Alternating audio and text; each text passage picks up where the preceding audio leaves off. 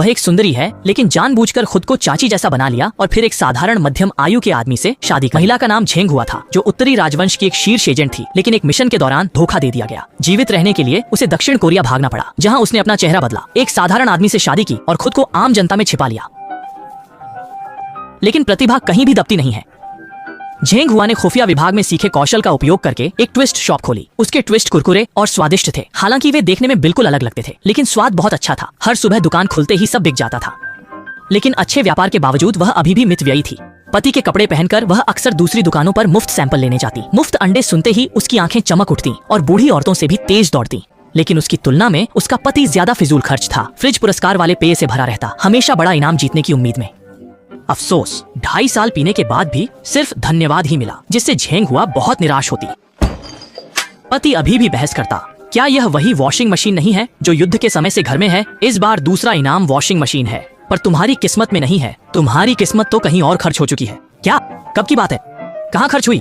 दरवाजे पर कंप्यूटर ठीक करने आए लड़के को मैंने उसे खाना खिलाया और वह अचानक कुत्ते का खाना खा गया। लाओ, पू ने शर्मिंदगी दूर करने के लिए बहू और लड़के को पेय दिया। झेंग हुआ ने ढक्कन देखा और चौंक गई। पहला इनाम, हवाई परिवार की 7 दिन की शानदार यात्रा। दोनों को बहुत खुशी हुई, विशेषकर लाओ पू को। मैंने 2 साल पेट फुलाया, पर कोई इनाम नहीं जीता। बहू, तुम्हारी किस्मत इतनी अच्छी कैसे है? वह इतना उत्साहित था कि झेंग हुआ का नकली चेहरा उतारने से रह गया। लेकिन खुशी के बाद झेंग हुआ ने मना कर दिया। लाओ पू कितना भी मनाए कुछ नहीं हुआ। टिकट भले ही मुफ्त हो, पर खाना, कपड़े, रहना, इन सब पर तो पैसे लगेंगे ना। इसके अलावा ट्विस्ट शॉप को भी बंद करना पड़ा। हिसाब लगाने पर घाटा है। इससे अच्छा है ऑनलाइन बेच दें और उस युद्ध काल की पुरानी वॉशिंग मशीन को बदल दें। जब बेटी स्कूल से वापस आई तो वह उदास लग रही थी। झेंग हुआ को भी शिक्षक का संदेश मिला। उसकी जिद्दी बेटी को फिर से क्लासमेट ने मारा था। झेंग हुआ ने तुरंत डांटना शुरू कर दिया। एक छोटी लड़की का घर हमेशा लड़ाई क्यों करता है?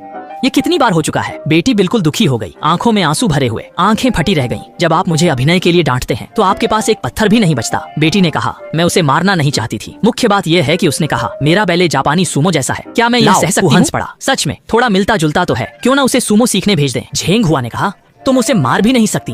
मैंने मारने का इरादा नहीं किया था। मुख्य बात यह है कि उसने कहा, मैं ट्विस्ट बेचने वाली की बेटी हूँ, मैं ट्विस्ट बेचने वाली की बेटी नहीं बनना चाहती। ये सुनकर झेंग हुआ उसे मारने लगी। मैं बीच में आ गया।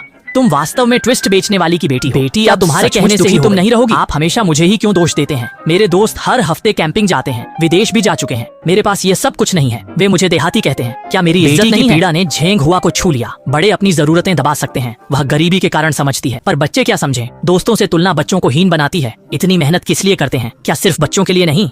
इसलिए उसने कठोर निर्णय लिया। क्या यह सिर्फ एक वॉशरूम नहीं है? जल्द ही तीनों के पासपोर्ट बन गए। यह लड़की वाकई अद्भुत है। जाने के दिन भी ट्विस्ट बेचकर जाना चाहती थी और बस से जाना चाहती थी। जब हवाई अड्डे पहुंचे तो टिकट चेकिंग बंद हो चुकी थी। कर्मचारी ने कहा, शायद फ्लाइट नहीं पकड़ पाएंगे, अगली बार जल्दी आइए। लाओ पू घबरा गया। क्या अगली बार होगी भी? इस बार 2.5 साल के पेय के बदले टिकट मिले हैं। मैं एक बार फिर चेक कर लूं? बस ऐसे ही एक परिवार ने अपने चेहरे के दम पर कर्मचारियों को प्रभावित किया। उन्हें तेजी से ग्रे मुर्गियों को पकड़ने के लिए भगाया, क्योंकि केवल 2 फर्स्ट क्लास सीटें बची थीं। एयर होस्टेस ने उन्हें मुफ्त में अपग्रेड कर दिया। बाकी बुजुर्ग ने विनम्रता से महिलाओं को जगह दे दी। विमान के उड़ान भरने के बाद एयर होस्टेस ने सबको गर्म तौलियां दिए और पूछा कि सब क्या खाना चाहेंगे। बेटी ने कहा, मुझे मूंगफली की प्लेट दो। झेंग हुआ ये सुनकर डर गई। तुम पागल हो क्या? विमान पर चीजें कितनी महंगी होती हैं। पहले से पता होता तो तुम्हारे लिए मूंगफली लाती। एयर होस्टेस ने कहा, यह मुफ्त है, कोई पैसा नहीं, बिल्कुल मुफ्त है, तो मुझे भी एक प्लेट दे दो। अरे एयर होस्टेस पीछे गई और कुछ मूंगफली निकाली, लेकिन जैसे ही वह लौटी झेंग हुआ ने उसे पलट दिया। मगर झेंग हुआ ने तुरंत सब कुछ हवा में ही पकड़ लिया। लगता है छिपे रहने के इन वर्षों में उसके हाथों की फुर्ती कम नहीं हुई। यह एक हाथ का खेल एयर होस्टेस को हैरान कर गया, जो ऐसा कुछ पहले नहीं देखी थी। उसे लगा झेंग हुआ कोई गुप्तचर है और वह हमेशा से गुप्तचर बनना चाहती थी। हर दिन काम पर पागल की तरह जाती थी, हर बात पर झेंग हुआ को गुरु मानती थी। झेंग हुआ ने विनम्रता से कहा, यह मूंगफली तलने से आता है। एयर होस्टेस और भी हैरान हो गई। तुरंत अपने सुपरवाइजर के पास गई, कहा, इस उड़ान के बाद नौकरी छोड़कर मूंगफली तलना सीखूंगी। तुम पागल हो क्या? क्योंकि यह मुफ्त था। झेंग हुआ ने फायदा उठाया, एक के बाद एक कई प्लेटें खा गई और फिर उसका पेट खराब हो गया। जल्दी से शौचालय की ओर भागी।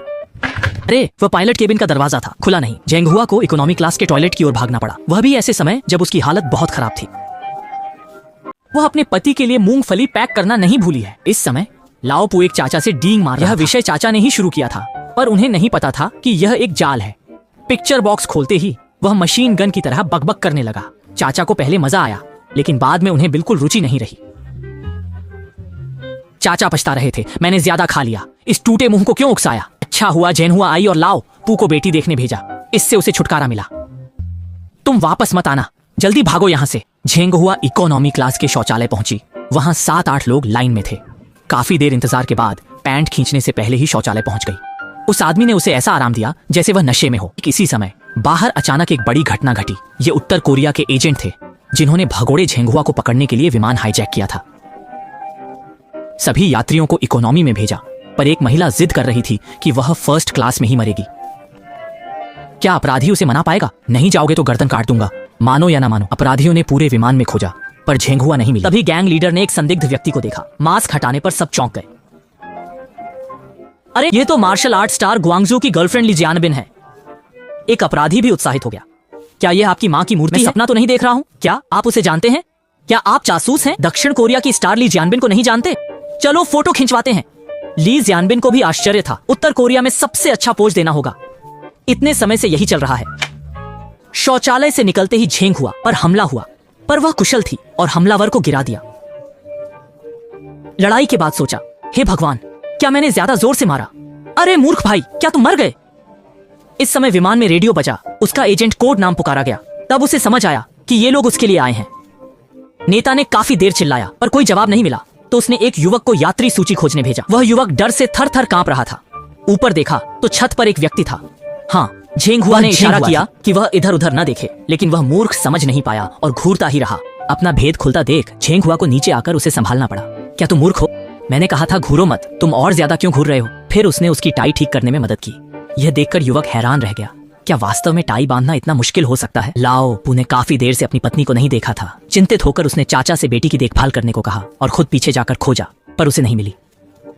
हालांकि उसने एक कंप्यूटर पाया। सुरंग से कार्गो होल्ड में घुसा, विमान का बिजली कक्ष खोजा, कुछ ऑपरेशन किए और विमान की निगरानी प्रणाली हैक कर ली।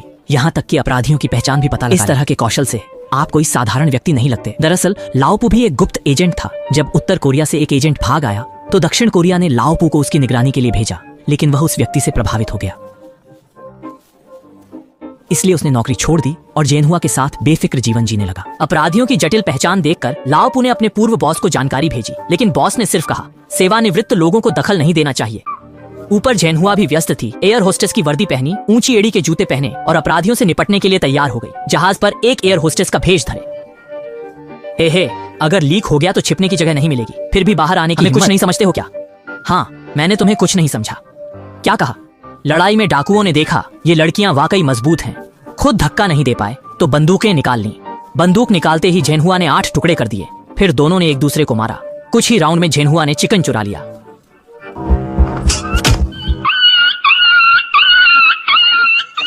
बंधक केबिन में आकर झेनहुआ चुपके से हमला करने वाली थी। तभी बेटी को देखा। जल्दी से टोपी पहन ली ताकि बेटी उसका कठोर रूप न देखे। डाकुओं से सीधे भिड़ गई। वह डाकू और भी बुरी हालत में था। उसकी ताकत पहले वाले जितनी नहीं थी। झेनहुआ ने उसे कुचल दिया।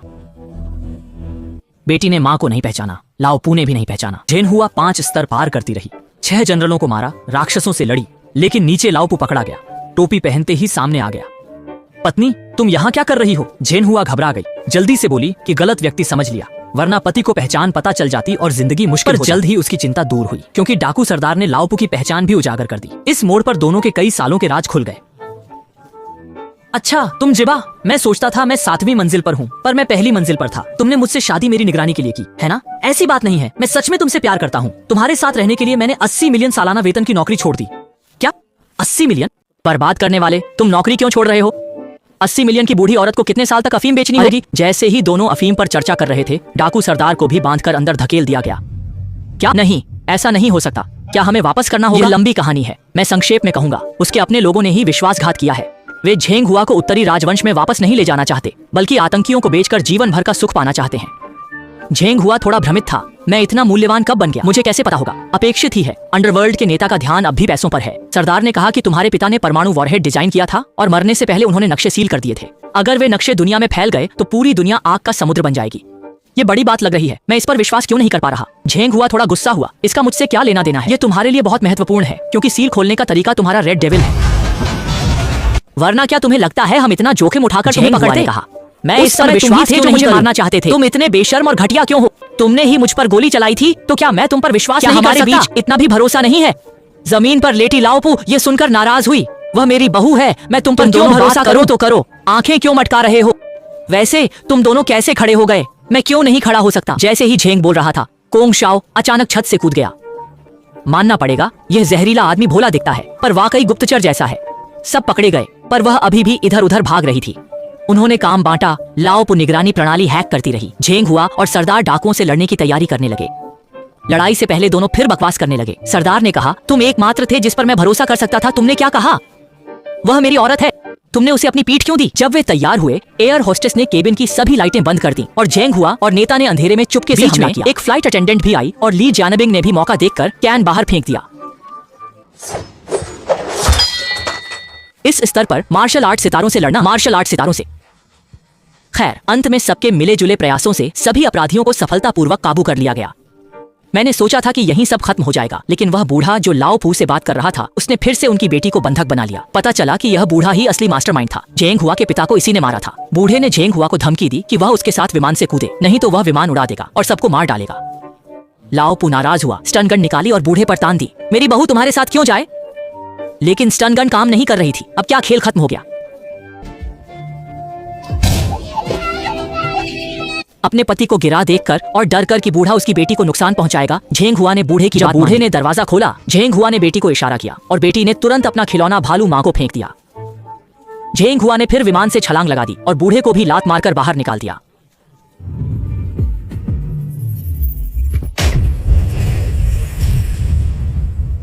दरअसल झेंग हुआ को पहले से पता था कि भालू में कुछ गड़बड़ है और बेटी की रक्षा करते समय उसने चुपके से बदल दिया था और लाओपू ठीक था। अपराधी नेता ने उसे अपना बुलेट प्रूफ जैकेट दे दिया। नहीं, कहानी के हिसाब से यह झेंग हुआ को नहीं मिलना चाहिए। तुम किसी के पति को क्या इशारा कर रहे हो? क्या तुम प्रेम संबंध में हो? संकट टल गया। अपराधी नेता को भी जाना होगा, वरना विमान उतरने पर वह कैदी बन जाएगा। तो क्या, शुभकामनाएं। युवक, हमारी झेंग हुआ तुम्हारे भरोसे है। क्या बकवास है? तुम झेंग हुआ के कौन हो और क्या मेरी औरत को तुम्हारी मदद की जरूरत है? चले जाओ यहाँ से। अरे युवक, उन्होंने तुम्हारी जान बचाई और तुम उनके साथ ऐसा व्यवहार कर रहे हो। एक मिनट रुको, एक मिनट रुको, जल्दी चलो। इस छोटे से उतार चढ़ाव के बाद परिवार आखिरकार हवाई पहुंच गया। धूल बैठ गई और लाओपू ने स्वीकार किया कि पहला इनाम नकली था। यह यात्रा उसके 10 साल के गुप्त बचत से थी। बचाओ, उसे पकड़ो, वह मर जाएगा।